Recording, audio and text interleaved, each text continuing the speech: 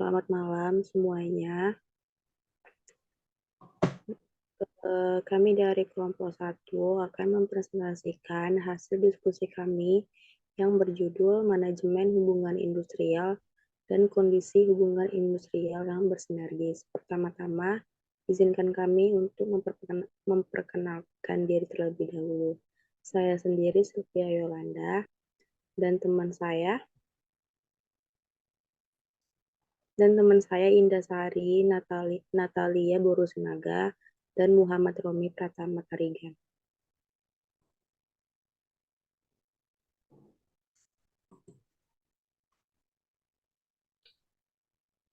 Baiklah, langsung saja kita mulai. 1. Manajemen hubungan industrial. Hubungan industrial adalah suatu sistem hubungan yang terbentuk antara para pelaku dalam proses produksi barang atau jasa yang terdiri dari unsur pengusaha, pekerja atau buruh, dan pemerintah, yang didasarkan pada nilai-nilai Pancasila dan Undang-Undang Dasar Negara Republik Indonesia tahun 1945 atau UU Nomor 13 Tahun 2003 tentang Ketenagakerjaan Pasal 1 Ayat 16. Dengan kata lain, manajemen hubungan industrial merupakan suatu sistem hubungan yang terbentuk antara para pelaku proses produksi barang atau jasa, baik internal maupun eksternal perusahaan.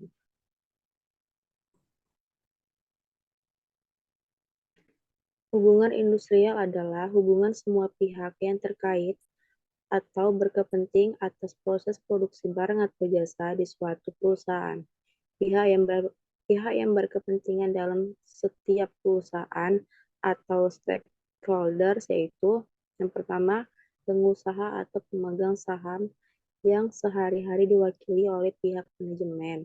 Yang kedua, para pekerja atau buruh dan serikat pekerja atau serikat buruh. Yang ketiga, ada supplier atau perusahaan pemasok.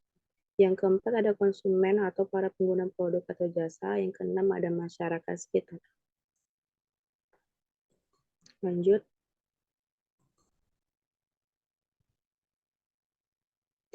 2. Prinsip hubungan industrial.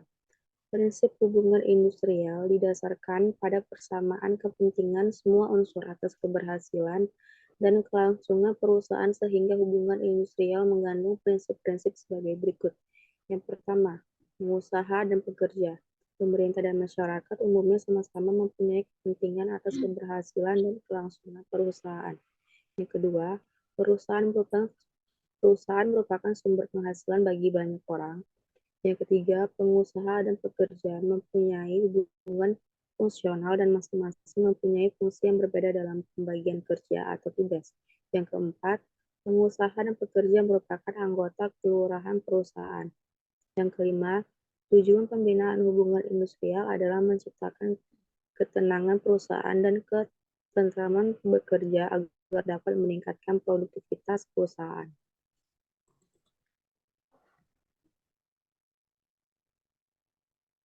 3. Menciptakan hubungan manajemen industrial yang baik. Yang pertama, hubungan industri yang baik itu adalah suatu sistem hubungan yang terbentuk antara para pelaku dalam proses produksi barang atau jasa yang terdiri dari unsur pengusaha, pekerja atau buruh, dan pemerintahan yang didasarkan pada nilai-nilai Pancasila dan Undang-Undang Dasar 1945. Yang kedua, hubungan industrial dibutuhkan untuk menciptakan iklim yang kondusif terhadap dunia usaha dalam pembangunan perekonomian nasional secara luas. Tujuannya agar tercipta ketenagaan kerja dan berusaha serta meningkatkan produktivitas dan kesejahteraan bagi semua pihak. Lanjut.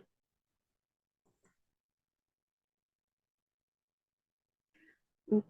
Ciri-ciri hubungan manajemen industrial. Yang pertama ada mengakui dan meyakini penjelasannya bahwa pekerja bukan sekedar mencari nafkah melainkan tugas sebagai pengabdian manusia kepada Tuhannya, sesama manusia, masyarakat, bangsa, dan negara. Yang kedua ada hak dan kewajiban. Adanya hak dan keseimbangan kewajiban untuk kedua belah pihak atas dasar rasa keadilan dan keputusan. Yang ketiga ada perbedaan pendapat. Setiap perbedaan pendapat antara pekerja dan pengusaha harus disesuaikan dengan jalan musyawarah untuk mencapai mufakat yang dilakukan secara kekeluargaan.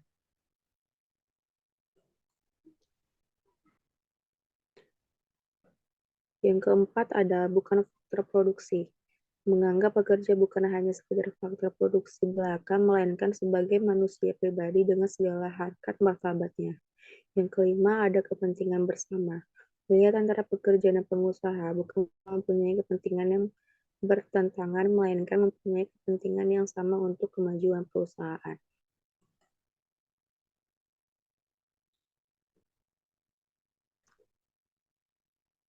Tujuan manajemen hubungan industrial. Yang pertama ada mewujudkan masyarakat adil dan makmur yang didasari Pancasila. Yang kedua ada melaksanakan ketertiban dunia yang didasarkan kemerdekaan, perdamaian abadi, dan keadilan sosial. Yang ketiga menciptakan ketenangan, ketentraman, dan ketertiban kerja serta ketenangan usaha. Yang keempat meningkatkan produksi. Yang kelima meningkatkan kesejahteraan pekerja serta derajatnya sesuai dengan derajat manusia.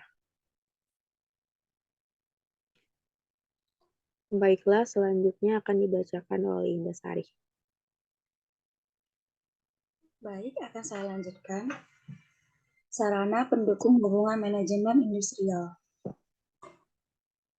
Menurut Paimanjes Manjuntak 2009, menyebutkan sarana-sarana pendukung hubungan industrial sebagai berikut. Yang pertama, serikat pekerja atau buruh. Yang kedua, organisasi pengusaha. Yang ketiga, lembaga kerjasama bipartit atau LKS bipartit. Yang keempat, lembaga kerjasama tripartit atau LKS tripartit. Yang kelima, peraturan perusahaan. Yang keenam, perjanjian kerja bersama PKB. Yang ketujuh, peraturan perundang-undangan ketenagakerjaan. Yang ke-8, lembaga penyelesaian perselisihan hubungan industrial. Kondisi hubungan industrial yang bersinergis.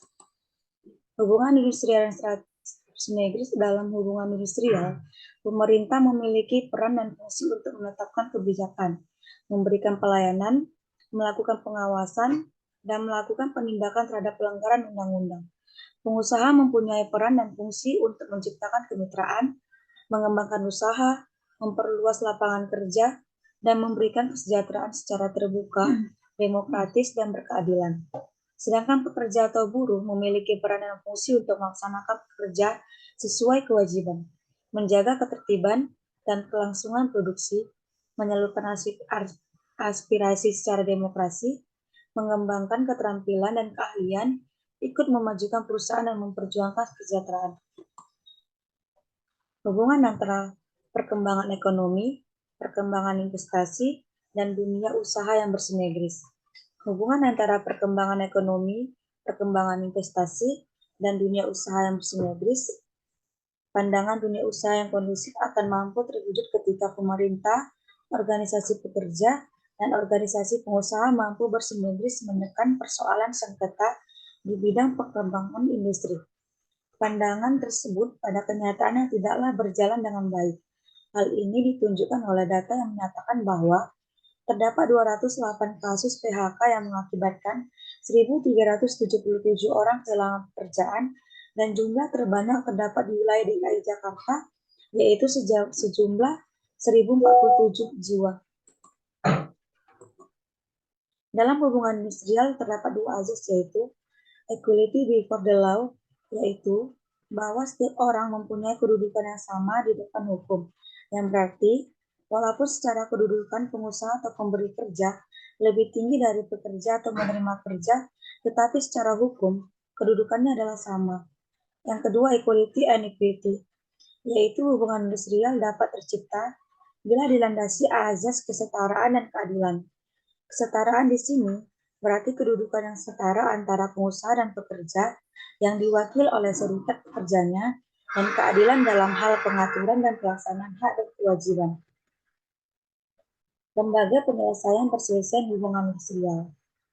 Perselisihan hubungan industrial adalah perbedaan pendapat yang mengakibatkan pertentangan antara pengusaha atau gabungan pengusaha dengan pekerja atau serikat pekerja karena adanya perselisihan mengenai hak, perselisihan kepentingan, perselisihan pemutusan hubungan kerja, dan perselisihan antara serikat pekerja dalam suatu perusahaan yang dapat terjadi karena perbedaan dalam melaksanakan dan menafsirkan undang-undang, perjanjian kerja, atau peraturan perusahaan, atau perjanjian kerja bersama.